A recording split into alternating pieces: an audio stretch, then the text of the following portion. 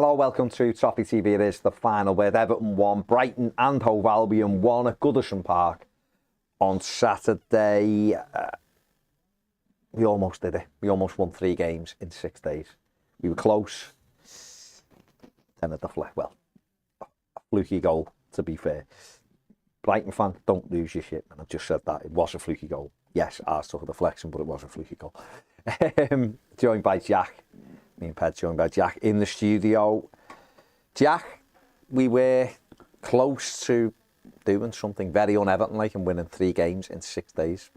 Yeah, I think we all knew the fatigue was going to be a factor come Brighton at the weekend, especially later on in the game as well. It became very apparent. You know, 3 games in a week's tough for any team, but for a team like us who don't have that many bodies, you know, the quality of the squad depth's good, the numbers aren't. We just don't have enough numbers. We didn't have a single midfielder on the bench at the weekend, and we really could have done with one off the bench. Big reason for that obviously is Onana's injury, but we could have done with other players we could have brought into the fold to help see out the game, and it would have been a massive win for Everton. And I still maintain it was a decent performance, but it would have been nice to have the 3 points to show for it as well.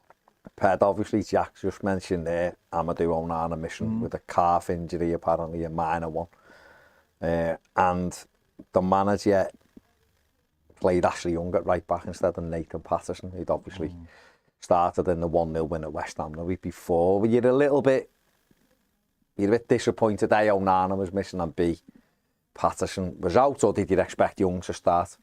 No, I was obviously disappointed, as we all were, without no Onana. She's a very important player. And when you're playing good sides, you need to have your best players, don't you? That's the difference. Managers obviously made the decision that Ashley Young's going to be starting right back between him and Patterson. Whether that changes when Seamus Coleman comes back, we'll have to wait and see. Obviously, he played 45 minutes on Saturday as well for the under-21s. It's one of them, isn't it? I suppose it's when a manager makes his mind up on something, is there any point sitting here every week sort of debating the situation? We can talk about, obviously, Ashley Young's performance during the game, but once the manager's made that decision, you're just screaming into the void, aren't you, a little bit? And he prefers him, and yeah, we all want to see players come into the team who are young and evolve and grow, but the manager has different ideas at the moment, so it is disappointing, but what can you do? Brighton come to us, and obviously we knew, Jack, that they were going to dominate the ball. They did, very much so dominate the ball. And we knew that we would try to play them on the counter-attack. And even though they kind of started on the front foot in terms of having the ball, Everton created an opportunity quickly with a ball into the box that ricocheted back to Abdoulaye Doucouré, and I've heard it said he done one of them things where he just caught it too full and it went straight at Barth Ruggan in goal, and he made the stop. But a good early indication that Everton could get into wide areas and get balls into the box that caused them problems. Yeah, well, it looked straight away reminiscent of the 5-1 against Brighton a few months ago, where we were cutting through them with ease. They were dominating the ball, but when we won it back, we had no issue getting it up the pitch quick, and that was good to see. That was a standout performance for Everton, not just last season, but across the last few seasons. So an early sign that we could maybe come close to replicating that. Okay, maybe not quite the scoreline, but the same level of performance, and hopefully get a win from it. It was encouraging. I think Doucouré, like you say, he hit it too clean, didn't he? He's better when he just scuffs them a little bit. But it was encouraging. We got a shot off that early, and you're thinking, okay, we can have some success here. We're getting down the wide areas. You know, that's going to be a weakness for Brighton because of how high they push up the pitch, especially in the wide areas as well. So, yeah, it was a promising start. And Ped, obviously, we built on it a couple of minutes later by taking the lead, and we've got the stills in. Something we've talked about, Vitaly Mykolenko needing to improve in his game, get higher up the pitch. We know recently he's in really good form from a defensive perspective, but this was the other side to his game, and we see we're going to go through them here. He wins this ball on the halfway line, Gay plays it back to him, and he's under pressure from 2 Brighton players. He goes in to the battle with them, doesn't give it up. We take it on again, he knocks it forward to Dominic Calvert-Lewin. And the good thing that Mykolenko does here is he carries on running, as we see in the next Clippy's bursting to get in the box and try to force Brighton back. Dom plays it wide to Dwight McNeil. He gets it onto the left foot, puts it in, and you've got Mikalenko circled in the middle there, waiting. The cross comes in. On the next one, Mikalenko reacts quickly, gets a shot off, which Verbruggen saves, and it comes back to him, and he just swings the right foot at it, just hit the target. He does. Lewis Dunk sticks a leg out, and the ball goes into the roof of the net, and Everton 1-0 up in the opening 7 minutes, and that's what we need from Miko. Yeah. That extra bit, because like I said, defensively of late he's playing really well. No, it was really good, and real determination to get up the pitch and to stay up the pitch, and nice to see a player take a shot with one foot and then score with his other foot. And no, he's deserved that for his last few weeks. He's been really good defensively, and it was nice to see him on the other side. He's definitely grown as a player, and it was nice to see him get something at the other end for once. And Tiak, I think, the goal obviously gave us a great boost, and I don't know whether you felt like this, but just in the stadium, it was just like a calmness. We were winning 1-0, it was like, if this starting to feel like we've got something. Nowhere is like recently, and for too long, it's felt like a novelty when we've scored. You know what I mean? And on Saturday when he scored, it was sort of like, this is what we're starting to do now. We have a level of performance, we're scoring goals, and we're in games all the time and making it difficult for teams. And I thought that, I felt we could go on and build on the early goal. Yeah, well, the last few weeks have shown a level of performance that we've managed to reach consistently on a couple of occasions. And then when you get an early goal as well, again, I'm going to reference the result from last season, it looks like you're playing in similar fashion to a way that got you a really good result. It is going to back up the positive feelings that people have had about Everton lately, because it's all about hope at the moment with this fan base. It's something we've not had for a while, and it's looking like, touch wood when I say this, we are just building a decent, consistent level of performance. Nothing out of this world, nothing amazing, but enough to comfortably be safe and just stay away from that conversation entirely and just finally start moving on an upwards trajectory. And we mentioned after the Burnley game as well, it didn't feel, like you say, like a novelty that we were winning or that we'd won. It just felt like, okay, this is what I expect from Everton. Less so against Brighton, because they're a great team, and you're happy to take the leads against them. But it reinforces that idea that we can take the leads, we can beat these because we've done it before, and this side's consistent enough to maintain that. Pat, did you sitting there and we gone 1-0 up? Were you thinking, this is kind of what I expected? They got on the front foot again with the ball, but we were the threat, and we had that one not long after we'd scored where Dominic just didn't see the Corey's run. If he'd have seen him, he'd have slid him in, and he was in on goal. I thought was boosted by it. thought the game plan was working quite well. They're going to have loads of the ball, and it doesn't disappoint me what we've ended up with at all. I couldn't care less about possession. Brighton are a better team than us. Yeah, they're a better team, and that's proven with the results so far. The style of play has evolved for them, and they're in a great place. It's evolved over 3-4 seasons, and obviously he's been taken on by De Zerbi. They're a really good side. You've got to be able to stop them and then try and do something yourself. And I thought certainly in that first half, that's exactly what we were doing. We were catching them in the right places, and then we were using Dom and Decore really well. But you have to stop them first. There has to be maximum concentration because of the way they move the ball. They're so good at having like 3 or 4 options when they get the ball, each player. He creates so many good situations. The defenders are really comfortable on the ball as well. The full-backs go really high. There's so many issues to deal with. And I certainly thought in the first half we were coping with it really well. And to get the goal did take the pressure off everyone. I don't think in the last couple of weeks there's been that nervousness at Goodison because people starting to... And this is the difference, right? This is the big thing, is that you don't have to like what you're watching, by the way. You don't have to like the style of play. You can go the game and see that we're moving in the right direction for where we are right now. I don't like the style of play in terms of like how much we have the ball or what we're doing with the ball as such, or how we get up the pitch. it is what it is for right now. We all just want to get to a place where we're comfortable and say, right, we're in that place now. Let's see if we can get to the next place. You can't run before you walk. This is something that I think Frank Lampard got seriously wrong.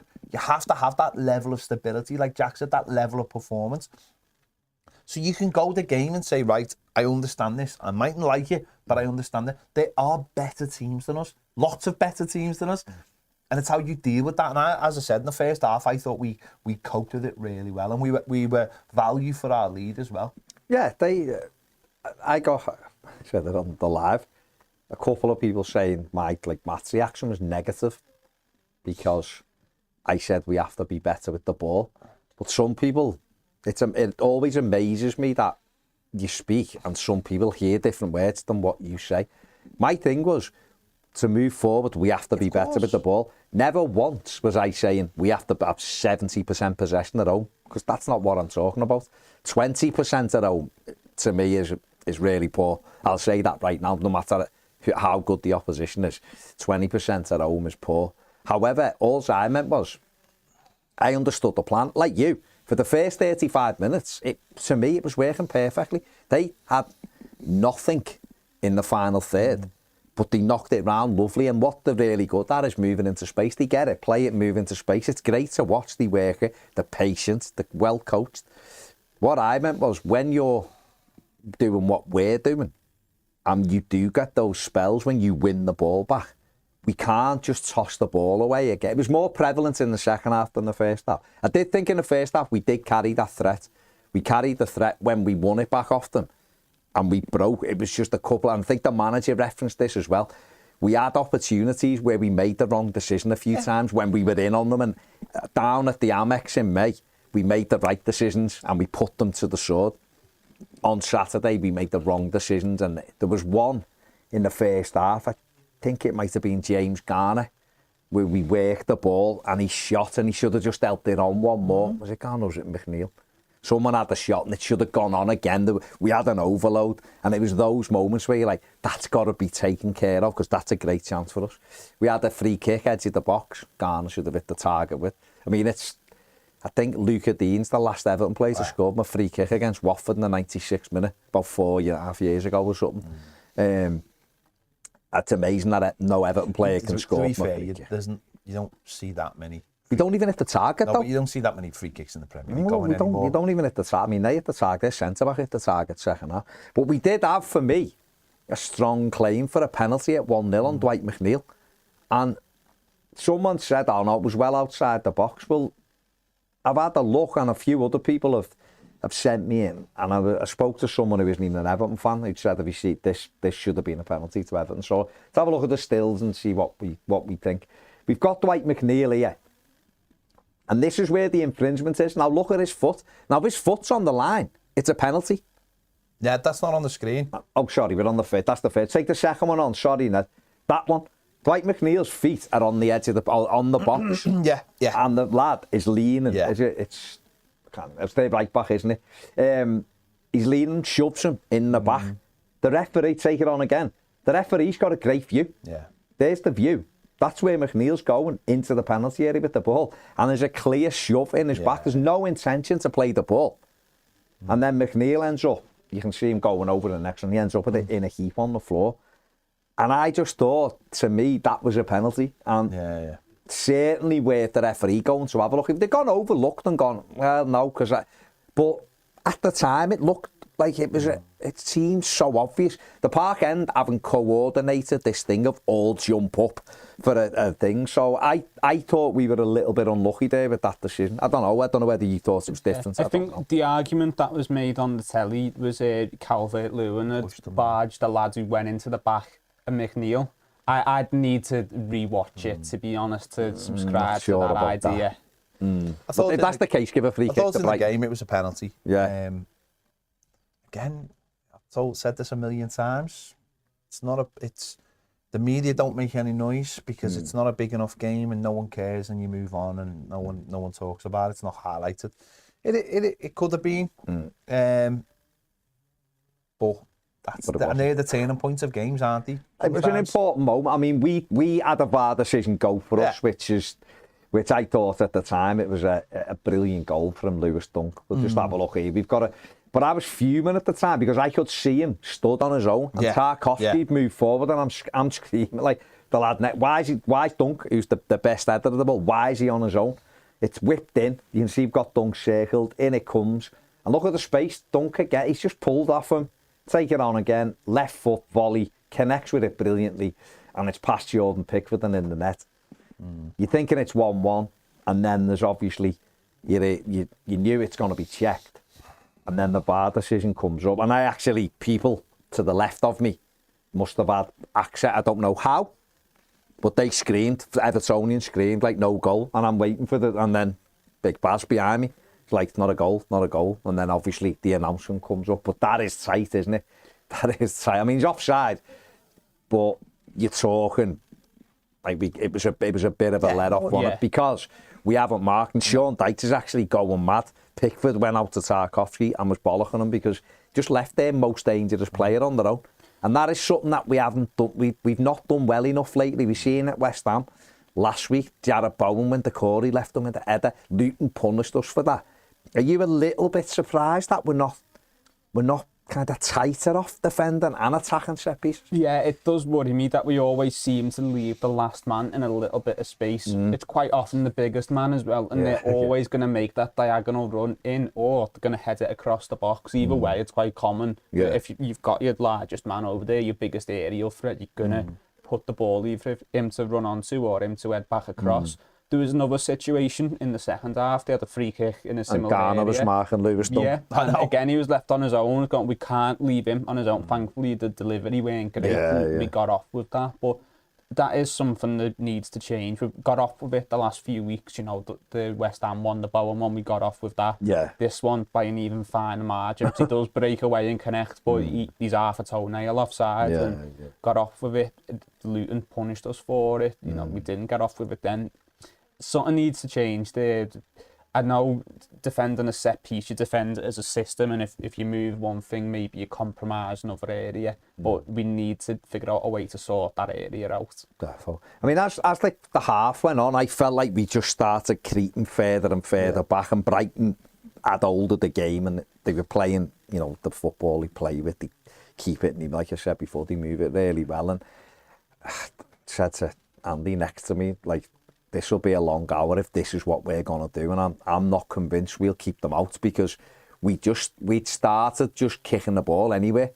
And it's like, that's what I'm talking about when I'm saying we have to be better with the ball. And obviously we went in 1-0 up at half time. We come out and I'm thinking, can we use the ball a little bit better here? Because there will be opportunities the way they play. But I just don't think we used it anywhere near well enough second half, did we? Back to them. I mean, this is the players, by the way. This isn't the manager. No, we have to use the ball. But you're trying to protect what you've got, and that becomes like a state of mind, doesn't it? And you're doing everything you can, so you're not willing to take chances. So Decore goes further back, so he's got lot more distance then between him and Dom. Yeah. Your wide men, they're tracking the full backs because they know the score. They're tactically switched on enough to look at that situation, see how can we change this. I mean, if we'd had a better if we've had another better centre back on the bench, I think we could have put 3 on and gone wing back to wing backs. But we haven't got another good centre back on the bench. So the game now is becoming a game of chess, isn't it? You know, it's all in game now. The data's all there. Good managers will look at what they've got on the bench or what they've got on the pitch and say, we're going to change things up. If we're sitting back more, then they're going to tuck the wide men in more and push the full backs up because there's no need for them. All these little things that we don't do. And this is where people might criticise the manager in his changes and in the style of play, and say what we typically do as a team is the whole game from start to finish is played in exactly the same way. And that's where maybe football's starting to develop more. And listen, it's not a new thing, of course. It's not a new thing. People have been making subs and making changes. But the amount of different formations and different setups teams with really good managers now can do, and make those changes, it's fascinating now. But we never seem to change. And we have a manager who doesn't know how to change. And certainly even just changing the personnel. And I think that is an issue for Sean Dyche. I think that is something. And this is not being all, you know, I need to find a way to slag him off. I'm not bothered. It's I think everybody knows this is the issue we have. We don't have a big squad. So you take Onana out and then you've lost your centre midfield sub. You know, so you haven't got a centre midfielder. You've got Beto on there who the manager clearly doesn't really trust to be another centre forward option. You've got Danjuma, the manager does not trust him to put him on out wide because he doesn't think he's going to do the defensive work. You're cutting down your options all the time. It's like, well, why are they there? What are the situations that the manager can put these subs on the pitch? You know, does it all have to be happy and rosy to put them on the pitch? And that's a worry, that. And I just think that for this game, I just thought that the only sub he had was a sub that he made on Wednesday, and it was to put Ashley Young at right midfield and put Nathan Patterson at right back, and I think that would have been a really good, encouraging substitution for the team, but also for Patterson's development. Take the pressure off Ashley Young, who played 90 minutes on Wednesday night, to give a 38-year-old another 90 minutes. I find that a little bit strange. Again, I know he might be fit, but again, it's the mental side of the game, isn't it? It's mental fatigue. It's dropping off. It's being a little bit worried about the opposition. If you're not making subs when you really need to, you have to look at the bigger picture then and say, right, what can we do different? It's in-game adaptability, isn't it? Yeah. And, you know, that can be something complex like an entire system change, or it can be something simple like bringing your second right back on and effectively doubling up on their biggest threat. And I think that's the only real sub he has on. I do understand why he doesn't trust Danjuma and Beto in a game like that. And the Patterson sub should have been made, I agree with you, and maybe that's something Sean Dyche needs to revisit. I think in the second half we got a bit of a second wind, didn't we? We started attacking a little bit and we got a couple of crosses and stuff in, and then that stopped, and I think that should have been the moment where he made the change. He said, we've had that little goal, I think it was around the time where Dwight McNeil pulled one wide, and I was thinking that was the bit then, and I thought, right, you've probably got 5 minutes now to adapt, to bring someone on and adapt it without being caught out, because we weren't under the cosh. But you knew as that goes on and as they make subs, you're going to find yourself in a situation where you're looking to make a sub, but while there's lots and lots of pressure. And that's never ideal. I understand why he doesn't like doing that as a manager, because you take that concentration off for a couple of minutes and they exploit it and you get caught. But I did think there was a little lull there where he could have made that sub, and that is his biggest issue. And I don't care whether you're his biggest fan or you hate him. That's a real negative for Sean Dyche. His in-game management isn't particularly good.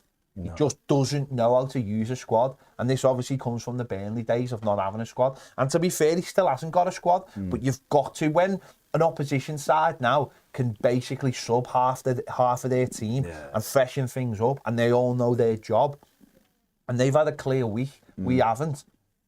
For me, that's you've got to start taking those chances now and again. The manager will sit here and go, I didn't do it at West Ham, and see we were fine.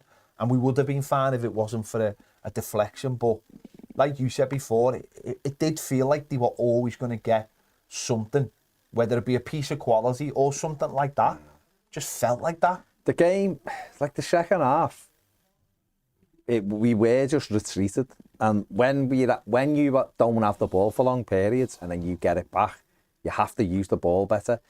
And our energy levels did start dropping. They were moved because they moved the ball. They tire you out. You know, some of our players, I think 8 had played against Burnley, and I think 8 of them had played. It was the 3rd game in 6 days. So they were always like in a game where it's say more even possession wise, where they're giving possession away as well, and you've got the ball, you can use it, and then you might get away with it. But a team that drags you out of position because they keep the ball, we're always going to force us back.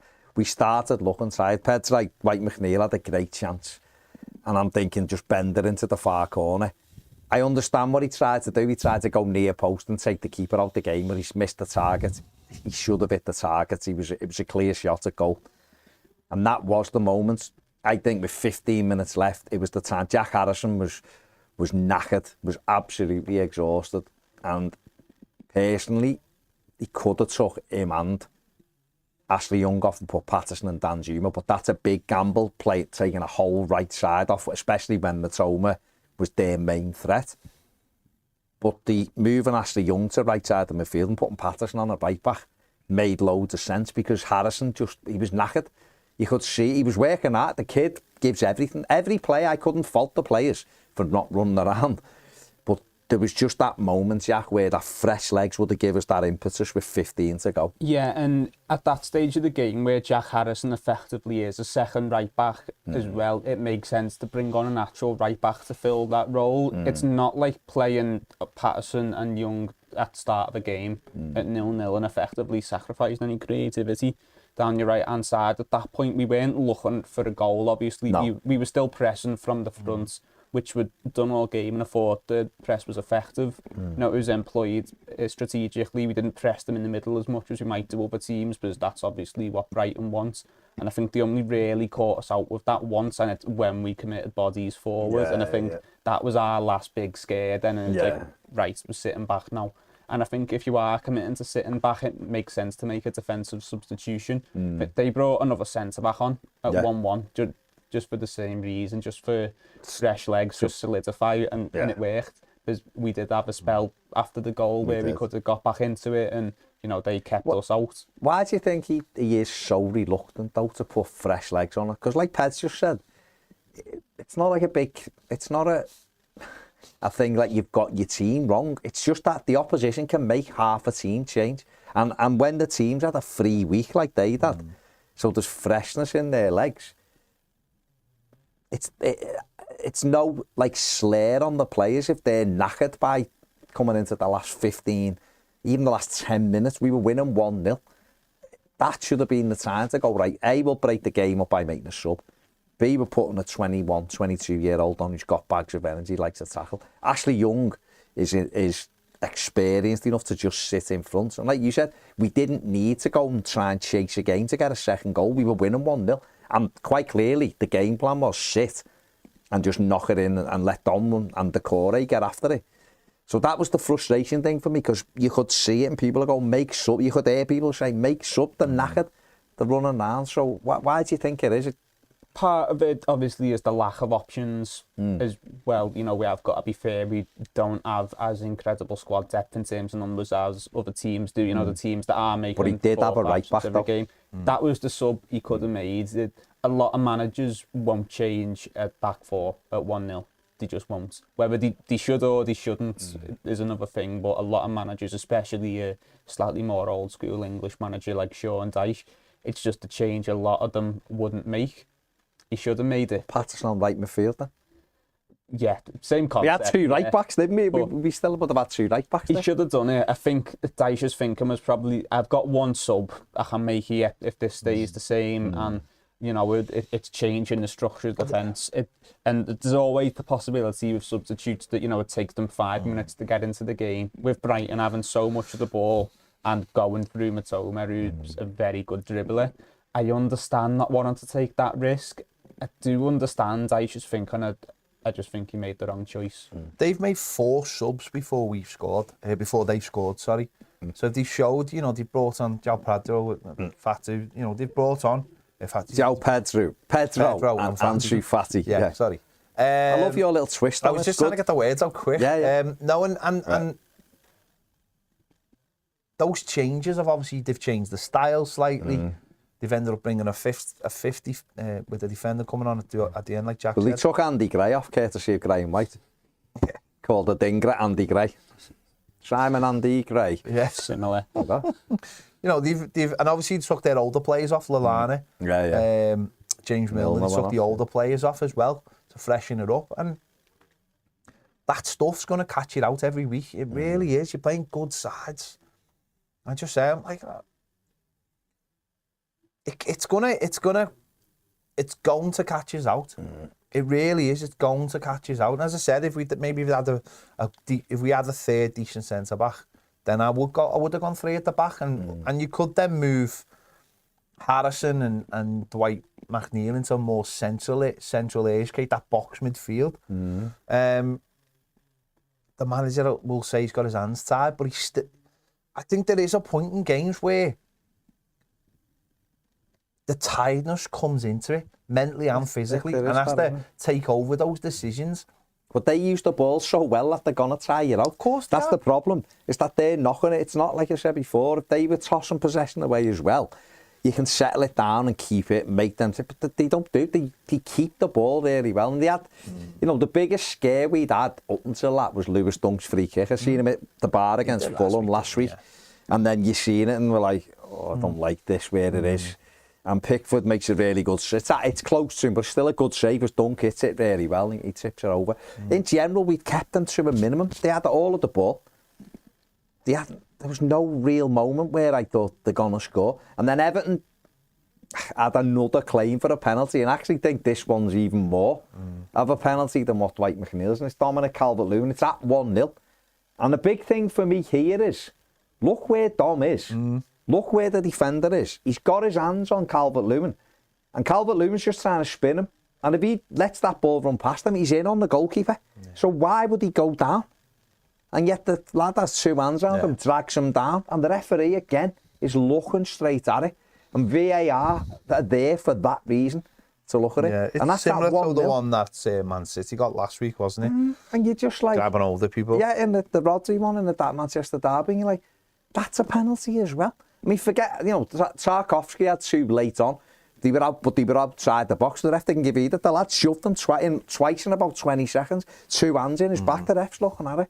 I'm not saying the referee from West Sussex was influenced by anything, but what I'm saying is that, to me, is what VAR is there for.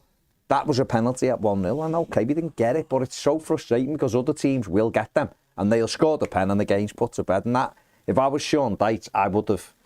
I'm not sure he's going to go full Mikel Arteta on anyone, but I know he did reference it, but I think he could have made. But he does say that more. both of them are penalties in the press conference. He does say that, but he does it in such a way that it's like I'm not kicking off, but they were, weren't they? But oh well. Yeah, but yeah, and then obviously Brighton's quality in getting the ball wide to Matoma, who is, let's be honest, he's brilliant. He's absolutely brilliant. And that seemed their only kind of route back into it would have been through him. And we look at the goal, and this is what we're talking about with the fatigue coming in. Like, just look at the distance where Harrison is away from Matoma. The ball's played out to him. Harrison's got a lot of ground to him. And we've seen this throughout the days that Sean Dyche likes to defend narrow. And therefore, when the ball is switched, you have to get out quickly to the wide player. Harrison gets out there. So we're okay here. So I'm thinking force him back onto his right foot. We take it on. It's exactly what he does. Right, okay then. If that's the area we're getting him in, let him see what he can do with the right foot. Because Matoma's big threat is sending you the chippy and going past you. Isn't it? Giving you the little dummy and going past you into the box. He cuts inside, doesn't he? All he does. We take it on. As you can see, Harrison is literally going looking for Mars bars in the upper Bullens. Matoma goes beyond him and then gets into the penalty area. Can Ashley Young get out quicker? I don't really. I think Ashley Young's probably in a decent position. It hits Ashley Young on the knee, take it on, and then it's travelling towards the goal. You're still hoping this ends up behind the goal.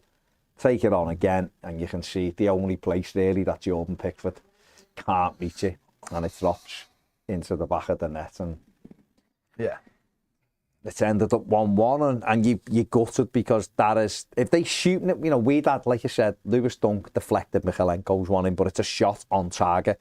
That was a cross which we'd have probably dealt with, and it hits him and loops over Pickford. Could have gone anywhere. But you know what? Everton did that thing, didn't they? That we went again. Yeah. And you're like, why didn't you do this 5 minutes ago and put the game to bed? And we end up with having a really good chance off a corner. You know, the corner's crossed in and Tarkovsky puts it back into the mix, and somehow they smuggle it away from the line.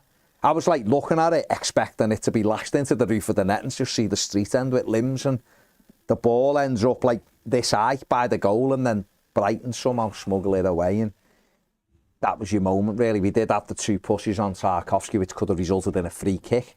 Both were outside the box, neither were penalties, but it would have had a free kick on the edge of the box. And then you're thinking, oh, don't let these break in, because they got a corner in injury time, didn't you think? You know, don't let them break in. I think we did the right thing trying to push back up the pitch, though. Oh, absolutely, because normally, you know, put yourself in Brighton's shoes, they're the better team, just got a late equaliser. Yeah, they're going for the win. In those scenarios, it's that team who then goes on to try and win the game. But he made 2 subs in the 89th minute. Brought Dom off. He took Dom off on a corner. He took Dom off a corner, who's like our best header. And it's like, let the corner play out then. Or, I know he's taking him off for Beto, but let the corner play out, then put Beto on. Yeah. Well, that to me was a bit of a mad That one. to me clearly shown that he'd been wanting to take Dom off anyway because he was knackered. But again, he didn't trust Beto in that scenario, defending a lead. The lead goes and he goes, oh, what have I got to lose? And then he brings Beto on.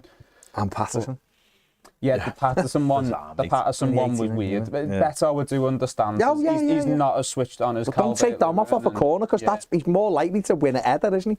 But yeah, I understand not bringing Beto on at 1-0 because he's not as switched on as Calvert-Lewin. And then if you do get the ball, you need the out ball. You need someone switched on who's going to make the appropriate run. But and we then had the other corner which come in and Tarkowski headed it back and Decore.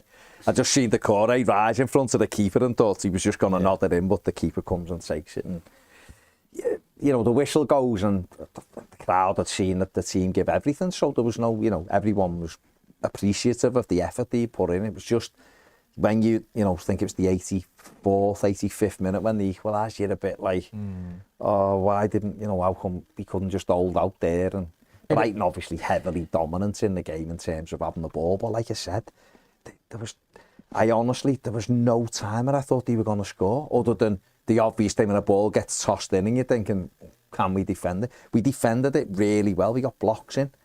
You know, we've ended up, I think they've had 2 shots on target, and one of them was Lewis Dunk's. The other one was, I can't even remember the other one. I think it just come through, Pickford just grabbed it. That was it. So we've done.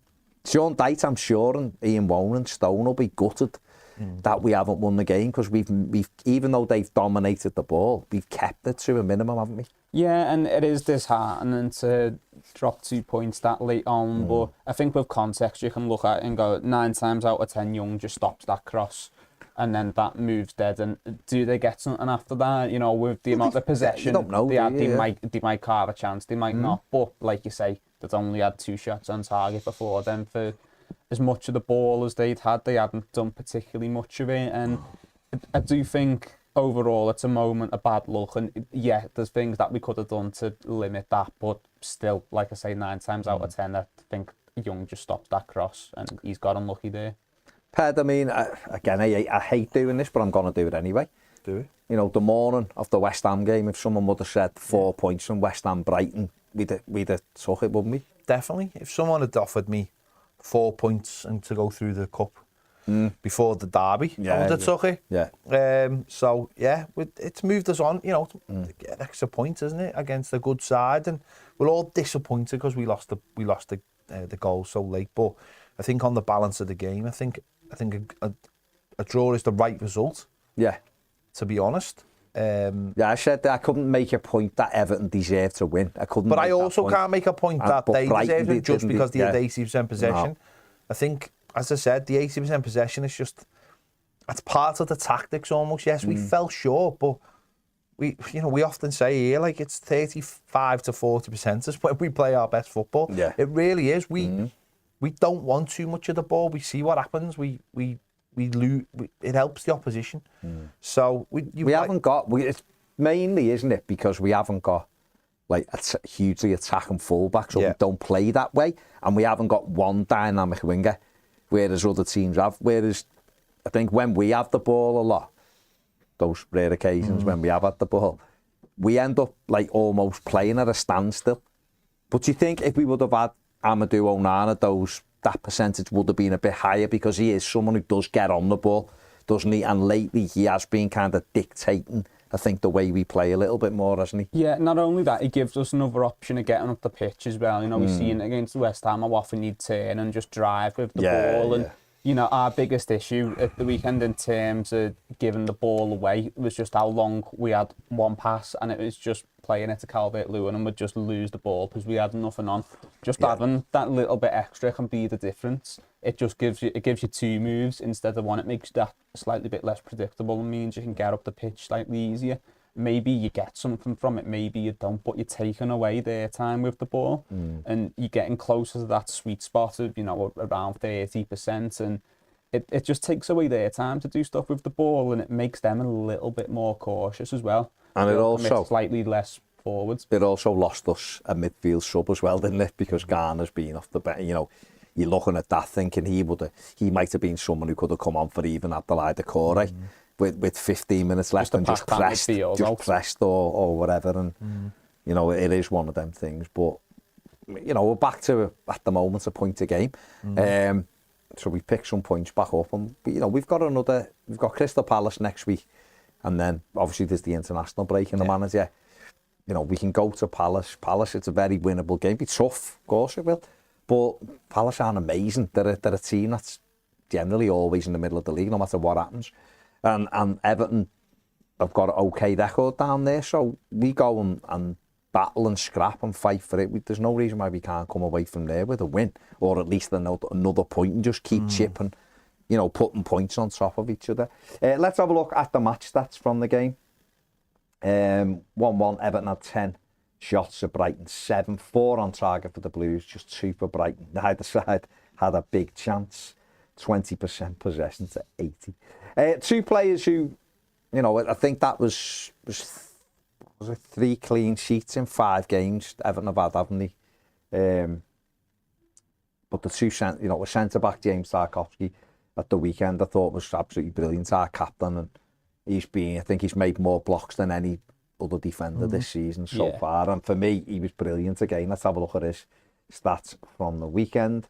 2 clearances, 1 interception, won 5 out of 8 of his duels, completed 60% of his long passes, and had 1 key pass. But it's his organisation, and he did go to sleep for the dunk goal that got chalked off, and we have got that's a team thing, but just the way Sean Dyche was kind of having a go with him and Pickford makes me think that they had told him about that.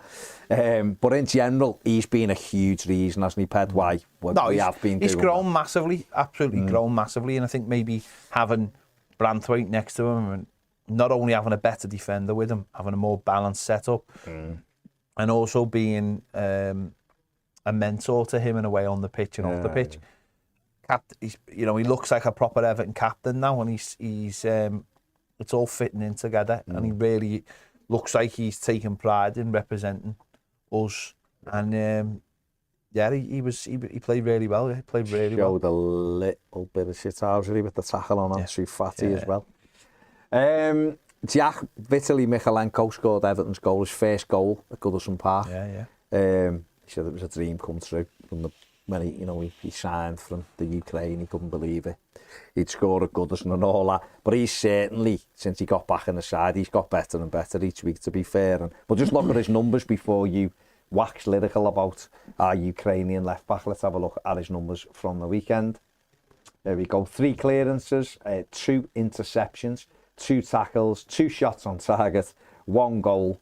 I'm seeing him a little bit higher up the pitch at times as well, which is something I think he's got to do a little bit more of. But just right now, he's playing really well, isn't he? Yeah, well, you mentioned him getting higher up the pitch, and that's how he gets his goal. And, we mentioned possession and needing to be a little bit better on the ball. Something that we've lacked is the fullbacks pushing up, and we actually get a goal from a fullback making an underlap and run, while the winger takes the wide space, the fullback comes inside. And it would be nice to see a little bit more of that. He's never going to be Leighton Baines going forward, is he? But he can at least be a presence up the pitch, and he has found some level of consistency the last few weeks with some decent performances. And look, I don't want to get carried away. He needs to do it for a bit longer before, we drown him in praise. But I really do hope that this can be his level now when he maintains this, because he's a young lad and we put decent money down on him, and if he can be our left back for the next few years, he will be if he keeps performing like this. But we just need to see a bit more of it, and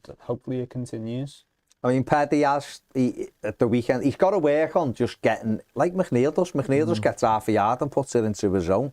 I think if he does that a bit more, he'll be more of a threat as well. I mean, we still need another left back, as in an attacking one who will put pressure on him and someone to battle with the two of them, because we haven't got that. We've got Ashley Young who's jobbing really around, doesn't he? So Everton do need another attacking left back who will battle it out with Michalenko, but he's definitely improving. No, he has improved, isn't he? Absolutely, and he's playing really well, isn't he, at the moment? He's improved defensively. He's very switched on, knows the job he's supposed to do. And you want him to do well, don't you? Really? He doesn't second guess stuff. He just takes the opportunity when it's there in front of him. And it was nice to see him score. We do need another left back. I can't stress that enough. Because as much as he's playing well, he does not have the skill set for the other side of the game to give the manager the opportunity. And that's all we're talking about, by the way. By the way, it'd be great if you had a full back who could do both. But you've got to have the option. You've got to be able to have the option to have a player who can go forward, who can give you the other side of the game. Otherwise, you're limiting yourself as a team and as a squad. So we seriously need that. And if you can get one in who's around, a little bit younger, and then you've got competition then. And then they're battling with each other and they're pushing each other. And that's exactly what we want from a squad. We shouldn't just sit here and go, well, he's getting better, so therefore we don't need another left back. No, you do. You need the competition all over the pitch. And he hasn't got any competition. No.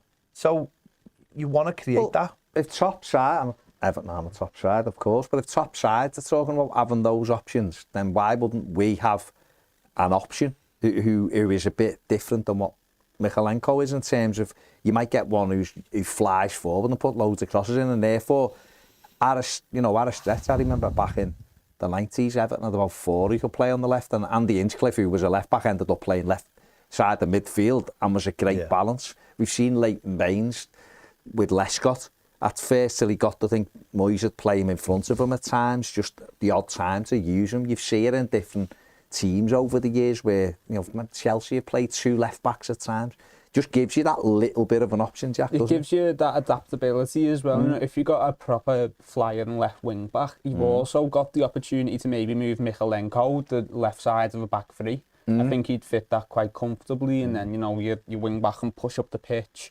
Maybe that benefits someone like Dan Juma, who's a bit more of a wide forward. He then comes in as more of a striker, and your left wing back becomes your wing presence. Michalenko covers him, and that's what we were speaking about before in game adaptability. If we want to be able to change things, you've got your competition with left backs, but you might be able to have them both and change your system. Flexibility. But maybe that's something he could have done on Saturday. Maybe he could have put Michalenko back. I can't get my words right today. Michalenko back in at left side of centre back of a 3. And put Dwight McNeil at left wing back. Maybe that would have solved the problems. I think it's that adaptability that we need to start being able to do during games. Because if every other side can change the way they play during a match, or not every side, but good sides, we've got to find that as well. And even if it's just responding to what they're doing. Of course it is as well. If they're going to decide, if the opposition decide they're going to play the full-backs really high, well, how do we counter that? We counter that by having 3 centre-backs and your wing-backs become your wingers becoming wing-backs. That's how you counter it. And we've done that before anyway. We've played with 3 at the back. Sean Dyche has played with 3. It's not a negative tactic. In fact, it's a positive tactic if you do it the right way. Gives you an extra man. So maybe that's the way we got to start looking, and that's how we move forward as a team. Maybe we're just not quite there at the moment, and that's for the manager, but that's also for the players as well. That's for the likes of Dan Juma and Beto to sort themselves out and prove to the manager that they've got something to offer, because at the moment it doesn't really feel like they have got something to offer, because if they're not getting on the pitch at stages during the game where there's still a lot to offer, then, because if a player looks knackered after 70 minutes and you're not taking him off, what does that say about the players who can't get on the pitch? So that's up to them every day in training to be at it. Yes, the gauntlet thrown down, isn't it? Right, there you go. We're going to carry on Toffee TV Premier. Now, if you want to become a Premier member, the link is in the description, and the QR code will be on the screen. Otherwise, hit the like button, subscribe if you haven't. Big thanks to Jack. Let us know what you think in the comment section below. See you later.